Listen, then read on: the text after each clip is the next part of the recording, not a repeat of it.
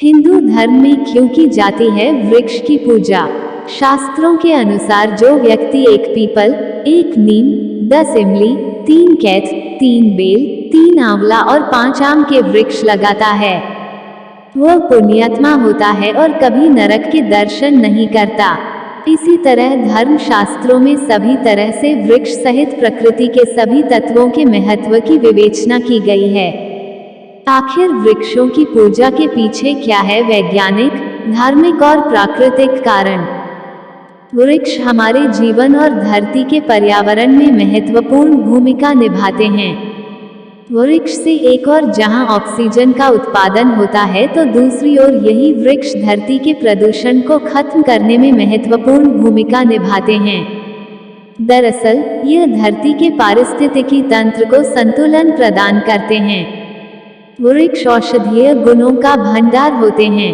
नीम, तुलसी, जामुन, आंवला, पीपल, अनार आदि अनेक ऐसे वृक्ष हैं जो हमारी सेहत को बरकरार रखने में मददगार सिद्ध होते हैं। वृक्ष से हमें भरपूर भोजन प्राप्त होता है, जैसे आम, अनार, सेबफल, अंगूर, केला, पपीता, चीकू, संतरा आदि ऐसे हजारों फलदार वृक्षों की जितनी तादाद होगी उतना भरपूर भोजन प्राप्त होगा।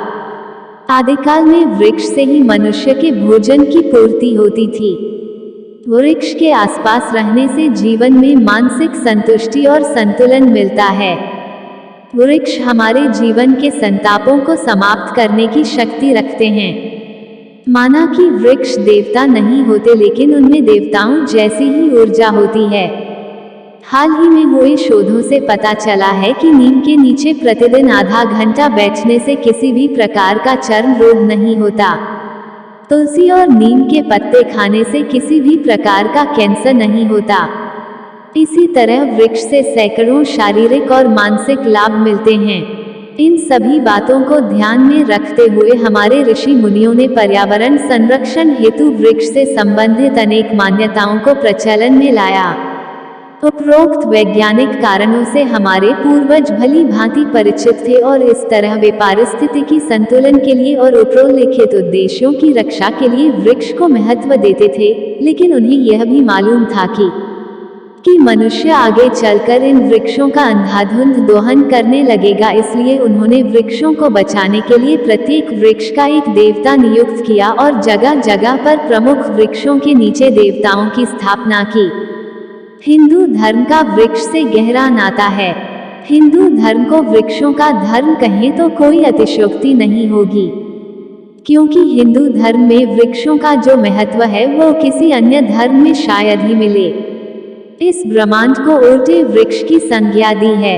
पहले यह ब्रह्मांड बीज रूप में था और अब यह वृक्ष रूप में दिखाई देता है। प्रलय काल में यह पुनः बीज रूप में हो जाएगा।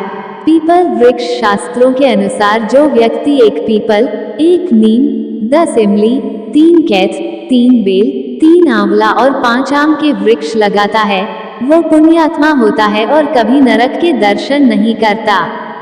इसी तरह धर्म शास्त्रों में सभी तरह से वृक्ष सहित प्रकृति के सभी तत्वों के महत्व की विवेचना की गई है। यहाँ प्रस्तुत है ऐसे 10 वृक्ष जिनकी रक्षा करना हर हिंदू का कर्तव्य है और इनको घर के आसपास लगाने से सुख, शांति और समृद्धि की अनुभूति होती है। किसी भी प्रकार का रोग और शोक नहीं होता। पीपल के वृक्ष को संस्कृत में प्लक्ष भी कहा गया है। वैदिक काल में इसे अश्वार्थ इसलिए कहते थे क्योंकि इसकी छाया में घोड़ों को बांधा जाता था। अथर्ववेद के उपवेद आयुर्वेद में पीपल के औषधीय गुणों का अनेक असाध्य रोगों में उपयोग वर्णित है। औषधीय गुणों के कारण पीपल के वृक्ष को कल्प वृक्ष की संज्ञा दी गई है। पीपल के वृक्ष में जड़ से लेकर पत्तियों तक 33 कोटि देवताओं का वास होता है और इसलिए पीपल का वृक्ष प्रातः पूजनीय माना गया है। उक्त वृक्ष में जल अर्पण करने से रोग और शोक मिट जाते हैं। पीपल के प्रत्येक तत्व जैसे छाल, पत्ते, फल, बीज, दूध, जटा एवं कोपल तथा लाख सभी प्रकार की आदि व्याधियों के निदान में काम आते हैं। हिंदू धार्मिक ग्रंथों में पीपल को अमृत तुल्य माना गया है। सर्वाधिक ऑक्सीजन निःसृत करने के कारण इसे प्राणवायु का भंडार कहा जाता है। सबसे अधिक ऑक्सीजन का सृजन और विषैली गैसों को आत्मसात करने की इसमें अकूत क्षमता है। गीता में भगवान कृष्ण कहते हैं, हे पार्थ, वृक्षों में मैं पीपल हूँ। उद्धरण, मूलतः ब्रह्म रूपाय मध्यतो विष्णु रूपिणः अग्रतः शिव रूपाय अश्वत्थाय नमो नमः। भावार्थ अर्थात इसके मूल में ब्रह्मा, मध्य में विष्णु तथा अग्रभाग में शिव का वास होता है। इसी कारण अश्वत्थ नामधारी वृक्ष को नमन किया जाता है। पुराण पीपल परिक्रमा, स्कंद पुराण में वर्णित पीपल के वृक्ष में सभी देवताओं का वास है। पीपल की छाया में ऑक्सीजन से भरपूर आरोग्यवर्धक वातावरण निर्मित होता है।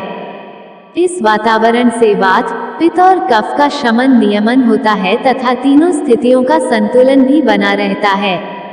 इससे मानसिक शांति भी प्राप्त होती है। पीपल की पूजा का प्रचलन प्राचीन काल से ही रहा है। इसके कई पुरातात्विक प्रमाण भी है। अश्वत्थोपनयन व्रत के संदर्भ में महर्षि शौनक कहते हैं कि मंगल मुहूर्त में पीपल वृक्ष की नित्य 3 बार परिक्रमा करने और जल चढ़ाने पर दरिद्रता, दुख और दुर्भाग्य का विनाश होता है। पीपल के दर्शन पूजन से दीर्घायु तथा समृद्धि प्राप्त होती है। अश्वत्थ व्रत अनुष्ठान से कन्या अखंड सौभाग्य पाती है। पीपल पूजा, शनिवार की अमावस्या को पीपल वृक्ष की पूजा और 7 परिक्रमा करके काले तिल से युक्त सरसों के तेल के दीपक को जलाकर छायादान करने से शनि की पीड़ा से मुक्ति मिलती है। अनुराधा नक्षत्र से युक्त शनिवार की अमावस्या के दिन पीपल वृक्ष के पूजन से शनि पीड़ा से व्यक्ति मुक्त हो जाता है। श्रावण मास में अमावस्या की समाप्ति पर पीपल वृक्ष के नीचे शनिवार के दिन हनुमान की पूजा करने से सभी तरह के संकट से मुक्ति मिल जाती है। वट वृक्ष पीपल में जहां भगवान विष्णु का वास है, वहीं बरगद में ब्रह्मा, विष्णु और शिव का वास माना गया है। हालांकि बरगद को साक्षात शिव कहा गया है। बरगद को देखना शिव के दर्शन करना है। हिंदू धर्मानुसार 5 वट वृक्षों का महत्व अधिक है। अक्षयवट, पंचवट, वंशीवट, गयावट और सिद्धवट के बारे में कहा जाता है कि इनकी प्राचीनता के बारे में कोई नहीं जानता। संसार में उक्त 5 वटों को पवित्र वट की श्रेणी में रखा गया है। प्रयाग में अक्षयवट, नासिक में पंचवट, वृंदावन में वंशीवट, गया में गयावट और उज्जैन में पवित्र सिद्धवट है। तह पुनि शंभु समुझीपनासन, बैठे वटतर करी कमलासन। भावार्थ अर्थात कई सगुण साधकों, ऋषियों, यहाँ तक कि देवताओं ने भी वट वृक्ष में भगवान विष्णु की उपस्थिति के दर्शन किए हैं। रामचरित मानसाम का पेड़ आम है खास। हिंदू धर्म में जब भी कोई मांगलिक कार्य होते हैं तो घर या पूजा स्थल के द्वार व दीवारों पर आम के पत्तों की लड़ लगाकर मांगलिक उत्सव के माहौल को धार्मिक और वातावरण को शुद्ध किया जाता है। अक्सर धार्मिक पंडाल और मंडपों में सजावट के लिए आम के पत्तों का इस्तेमाल किया जाता है। आम के वृक्ष की हजारों किस्में हैं और इसमें जो फल लगता है वह दुनिया भर में प्रसिद्ध है।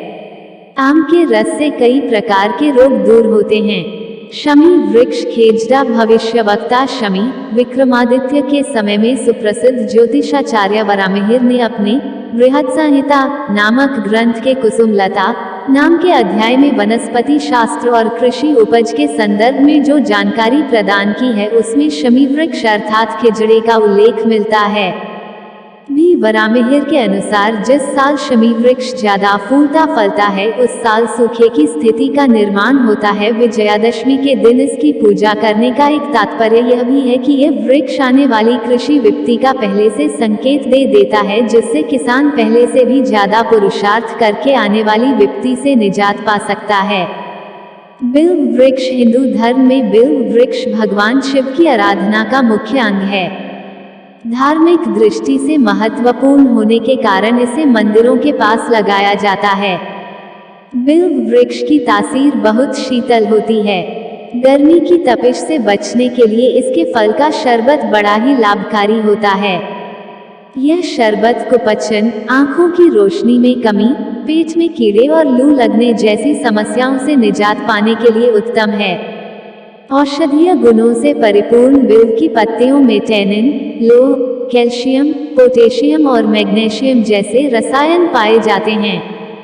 बेल वृक्ष की उत्पत्ति के संबंध में स्कंद पुराण में कहा गया है कि एक बार देवी पार्वती ने अपनी ललाट से पसीना पोंछकर फेंका, जिसकी कुछ बूंदें मंदार पर्वत पर गिरी, जिससे बेल वृक्ष उत्पन्न हुआ।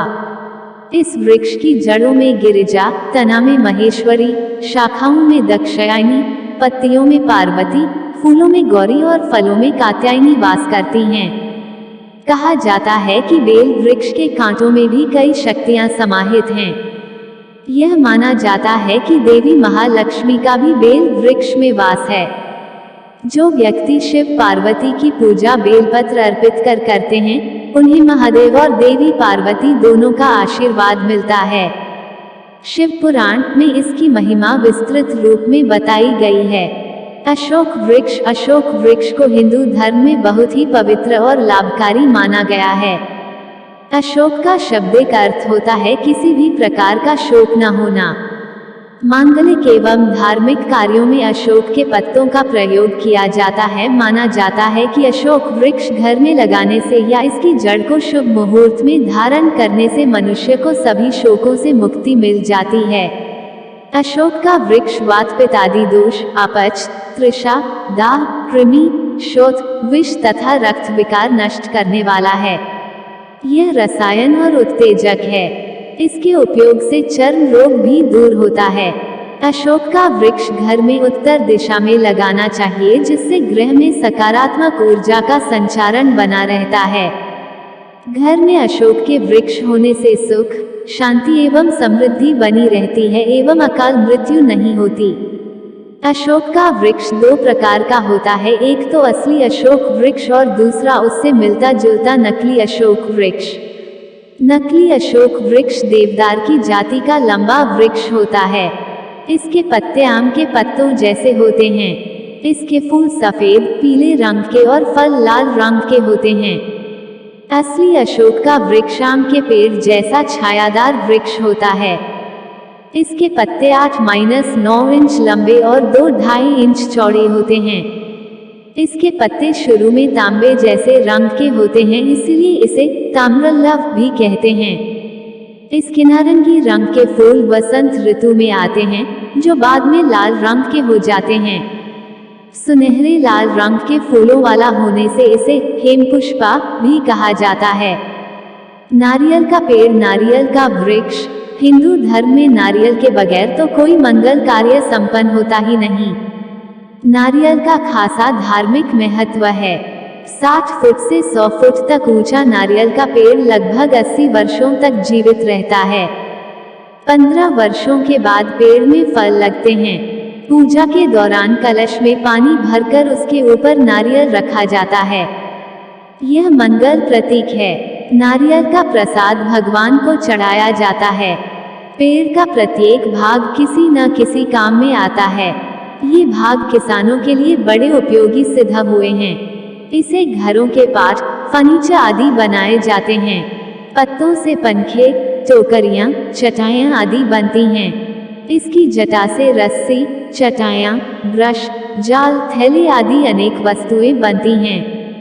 यह गैदों में भी भरा जाता है। नारियल का तेल सबसे ज्यादा बिकता है। नारियल के पानी में पोटेशियम अधिक मात्रा में होता है। इसे पीने से शरीर में किसी भी प्रकार की सुन्नता नहीं रहती।